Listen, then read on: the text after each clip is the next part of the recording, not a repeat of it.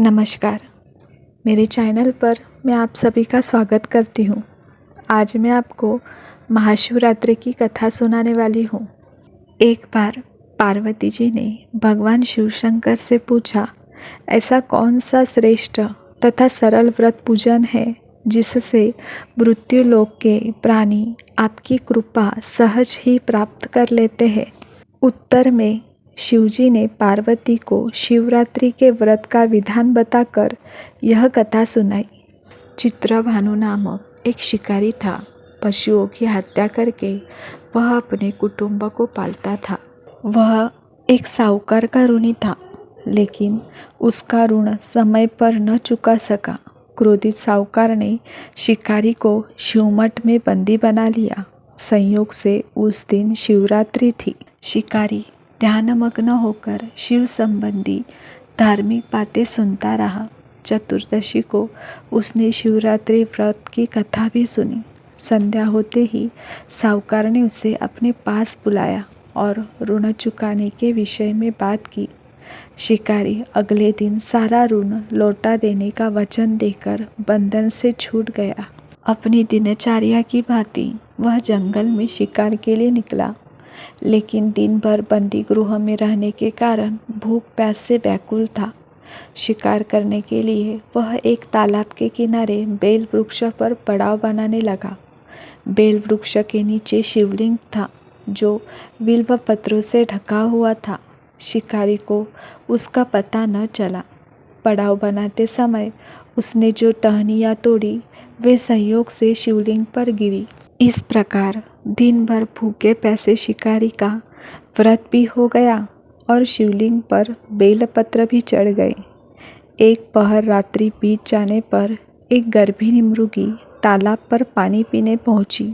शिकारी ने धनुष्य पर तीर चढ़ाया। जो ही प्रत्यक्षा खींची, मृगी बोली, मैं गर्भिणी हूँ, शीघ्र ही प्रसव करूँगी। तुम एक साथ 2 जीवों की हत्या करोगे, जो ठीक नहीं है। मैं बच्चे को जन्म देकर शीघ्र ही तुम्हारे समक्ष प्रस्तुत हो जाऊंगी, तब मार लेना। शिकारी ने प्रत्यंचा ढीली कर दी और मृगी जंगली झाड़ियों में लुप्त हो गई। कुछ ही देर बाद एक और मृगी उधर से निकली। शिकारी की प्रसन्नता का ठिकाना न रहा। समीप आने पर उसने धनुष्य पर बाण चढ़ाया। तब उसे देख मृगी ने विनम्रतापूर्वक निवेदन किया, हे पार्थी, मैं थोड़ी देर पहले ऋतु से निवृत्त हुई हूँ। कामातुर विरहिणी हूँ। अपने प्रिय की खोज में भटक रही हूँ। मैं अपने पति से मिलकर शीघ्र ही तुम्हारे पास आ जाऊंगी। शिकारी ने उसे भी जाने दिया। 2 बार शिकार को खोकर उसका माथा ठनका। वह चिंता में पड़ गया। रात्रि का आखिरी पहर बीत रहा था। तभी एक अन्य मुर्गी अपने बच्चों के साथ उधर से निकली। शिकारी के लिए यह स्वर्णिम अवसर था। उसने धनुष्य पर तीर चढ़ाने में देर नहीं लगाई। वह तीर छोड़ने ही वाला था कि मुर्गी बोली, हे पार्थी, मैं इन बच्चों को इनके पिता के हवाले करके लौट आऊँगी। उस समय शिकारी हंसा और बोला, सामने आए शिकार को छोड़ दूँ? मैं ऐसा मूर्ख नहीं। इससे पहले मैं 2 बार अपना शिकार खो चुका हूँ। मेरे बच्चे भूख प्यास से तड़प रहे होंगे। उत्तर में मृगी ने फिर कहा, जैसे तुम्हें अपने बच्चों की ममता सता रही है, ठीक वैसे ही मुझे भी। इसलिए सिर्फ बच्चों के नाम पर मैं थोड़ी देर के लिए जीवन दान मांग रही हूँ। हे पार्थी, मेरा विश्वास कर। मैं इन्हें इनके पिता के पास छोड़कर तुरंत लौटने की प्रतिज्ञा करती हूँ। मृगी का दीन स्वर सुनकर शिकारी को उस पर दया आ गई। उसने उस मृगी को भी जाने दिया।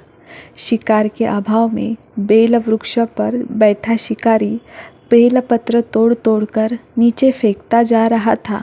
पाँव फटने को हुई तो एक धष्ट पुष्ट मृग उसी रास्ते पर आया। शिकारी ने सोच लिया कि इसका शिकार वह अवश्य करेगा। शिकारी की तनी प्रत्यंचा देखकर मृग विनती स्वर में बोला, हे पारधी भाई, यदि तुमने मुझसे पूर्व आने वाली 3 मुर्गियों तथा छोटे छोटे बच्चों को मार डाला है, तो मुझे भी मारने में विलंब न करो, ताकि मुझे उनके वियोग में एक क्षण भी दुख न सहना पड़े। मैं उन मुर्गियों का पति हूँ। यदि तुमने उन्हें जीवन दान दिया है, तो मुझे भी कुछ क्षण का जीवन देने की कृपा करो। मैं उनसे मिलकर तुम्हारे समक्ष उपस्थित हो जाऊंगा। मृग की बात सुनते ही शिकारी के सामने पूरी रात का घटना चक्र घूम गया। उसने सारी कथा मृग को सुना दी। तब मृग ने कहा, मेरी तीनों पत्नियां जिस प्रकार प्रतिज्ञाबद्ध होकर गई है, मेरी मृत्यु से अपने धर्म का पालन नहीं कर पाएंगी।